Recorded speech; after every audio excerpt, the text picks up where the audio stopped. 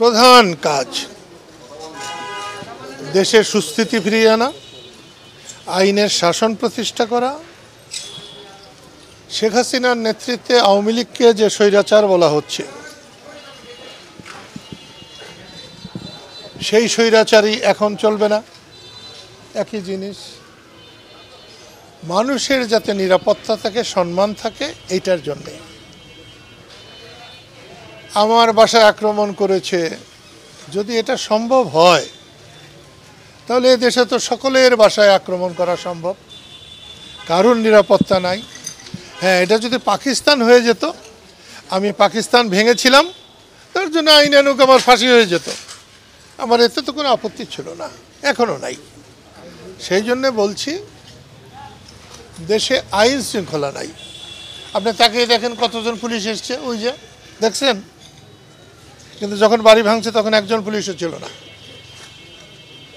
এইটা হচ্ছে আমাদের প্রশাসন পরিচালনার ব্যত্যয়, আমাদের বুদ্ধির অভাব।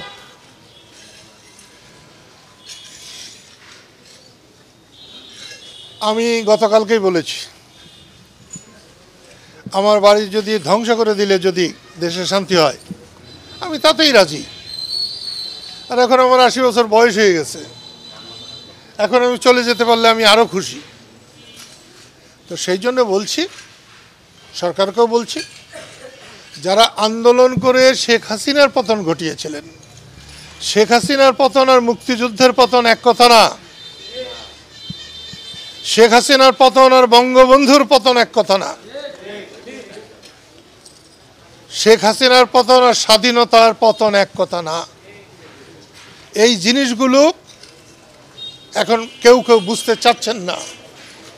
আমি কালকেও বলেছি, আমার জ্বলন ওইখানে, যারা 24-এ বিজয়ী হয়েছে তারা যদি এখন এইভাবে ব্যর্থ হয়, ভবিষ্যতে যদি কেউ স্বৈরাচার হয়, তাদের বিরুদ্ধে রুখে দাঁড়াবার জন্য সাধারণ মানুষ এগিয়ে আসবে না, সেটা আমার ভয়।